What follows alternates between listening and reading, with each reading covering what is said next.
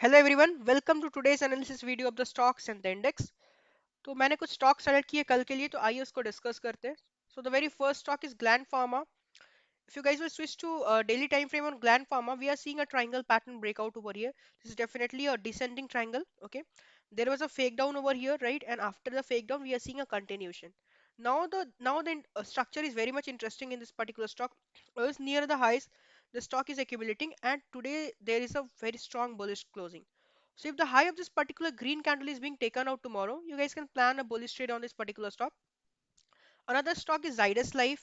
This is again from the pharma sector. So again, we are seeing a breakout over here. This is an inverted head and shoulder pattern. This is the shoulder, this is the head, and again, this is the another shoulder.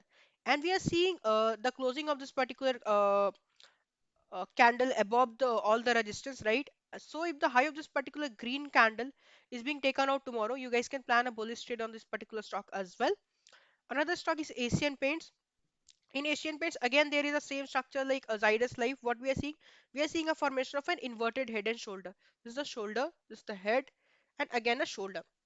And finally, the stock is closing above all the resistance. So if the high of this particular green candle is being taken out tomorrow, you guys can plan a bullish trade on this particular stock. Another stock is Coromandel. In this particular stock, you guys may be seeing that this particular stock was in very strong uptrend, and after an uptrend we are seeing an accumulation over the highs like the 1250 level, right? And today there is a bearish closing, and if you guys will switch to lower time frame like hourly time frame, you guys may be also seeing a particular structural breakdown over here, right? So if I will draw a trend line over here, so there is a breakdown of this particular trend line, right? So if the low of this particular red candle is being taken out tomorrow, you guys can plan a bearish trade on this particular stock. Another stock is Axis Bank. As you guys may be knowing that Nifty Bank is trading at all-time high, and today the market was sideways. Whole market was sideways. So we are also seeing an accumulation in Axis Bank, right? So if the low of this particular red candle is being taken out tomorrow, तो आप लोग इस particular stock में एक bearish trade plan कर सकते हैं. Another stock जो है वो बालकृष्णा इंडस्ट्रीज है. इस पर्टिकुलर स्टॉक में भी स्ट्रक्चर काफी ज्यादा इंटरेस्टिंग है. आपको दिख रहा होगा मार्केट ऑल टाइम हाई पे है, लेकिन ये पर्टिकुलर स्टॉक वैसा कुछ बुलिशनेस नहीं दिखा रहा है. ये ऑलमोस्ट साइडवेज ही है. और आज के दिन यहाँ पे इस पर्टिकुलर सपोर्ट जोन के नीचे इस पर्टिकुलर कैंडल ने क्लोज कर दिया है. तो कल के दिन अगर इस पर्टिकुलर रेड कैंडल के लो के नीचे बालकृष्णा इंडस्ट्रीज निकलता है, तो इस पर्टिकुलर स्टॉक में भी आप लोग एक बेरिश ट्रेड प्लान कर सकते हो. जो अनदर स्टॉक है वो एक्साइड इंडिया है. एक्साइड इंडिया में आज मैनिपुलेशन हुआ, राइट? पहले यहाँ पे बुल्स मार्केट, पहले यहाँ पे मार्केट में बेयर्स आए, फिर बेयर्स का कॉन्फिडेंस अचानक से बुल्स ने क्रश कर दिया, और फाइनली यहाँ पे एक बुलिश क्लोजिंग हुआ है. और यहाँ पे आप लोगों को एक फ्लैग पैटर्न का भी ब्रेकआउट दिख रहा होगा. मैंने इस पर्टिकुलर स्टॉक को अपने प्रीवियस वीडियो में भी डिस्कस करा था. तो राइट, अगर इस पर्टिकुलर ग्रीन कैंडल के हाई के ऊपर अगर एक्साइड इंडिया निकलता है, तो इस पर्टिकुलर स्टॉक में भी आप लोग एक बुलिश ट्रेड प्लान कर सकते हो. The last stock is Aarti industries. इसमें भी एक स्ट्रक्चरल ब्रेकआउट है. यहाँ पे एक ऑल टाइम हाई का ब्रेकआउट है. This is not all time high, right? एक ये मेजर रेजिस्टेंस हुआ करता था लेवल ऑफ 560. फाइनली इस पर्टिकुलर लेवल का ब्रेकआउट आ गया. ब्रेकआउट के बाद यहाँ पे एक इम्पल्सिव मूव आया. इम्पल्सिव मूव के बाद यहाँ पे एक रिट्रेसमेंट था. रिट्रेसमेंट के बाद वापस से हम लोगों को एक कंटिन्यूएशन देखने को मिल रहा है. तो कल के दिन अगर इस पर्टिकुलर ग्रीन कैंडल के हाई के ऊपर अगर आरती इंडस्ट्रीज निकलता है, तो इस पर्टिकुलर स्टॉक में भी आप लोग एक बुलिश ट्रेड प्लान कर सकते हो. नाउ अगर मैं बात करूँ इंडेक्स का, लाइक फिर निफ्टी का या निफ्टी बैंक या निफ्टी 50, तो ये सारे स्टॉक्स मुझे कल, सॉरी इंडेक्स मुझे कल के लिए साइडवेज टू बेरिश दिख रहे हैं. तो कुछ लेवल्स है वो मैं डिस्कस करना चाहूंगा आप लोगों के साथ. So this is the switch to smaller time frame, right? ये हमारा 30 मिनट का टाइम फ्रेम है फिर निफ्टी में.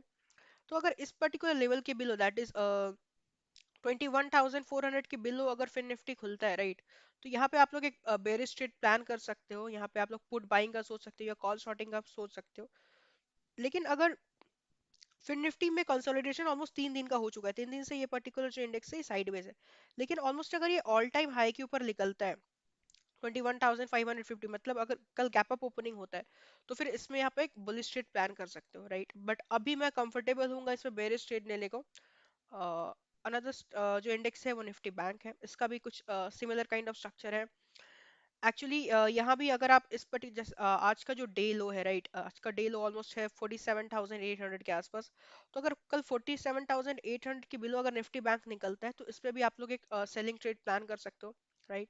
और अगर यहाँ पे 48,200 के ऊपर निकलता है, तो फिर भी मैं निफ्टी बैंक में बेरिश ही रहूंगा। मैं देखूंगा अगर इस पर्टिकुलर लेवल के हाई के ऊपर निकलता है और थोड़ा सा इंडेक्स मूव करते हैं ऊपर के साइड, उसके बाद साइडवेज हो जाता है, साइडवेज होने के बाद एक बेरिश स्ट्रक्चर का ब्रेकडाउन देता है, तो then also I will be interested in Nifty bank. इसमें मैं एक सोचूंगा कि मैं बेरिश ट्रेड का प्लान करूं। तो राइट, निफ्टी बैंक में मेरा जो व्यू है वो साइडवेज टू बेरिश ही है, चाहे ये अगर ऑल टाइम हाई के ऊपर खुले, चाहे इस पर्टिकुलर आज का डे के लो के नीचे खुले।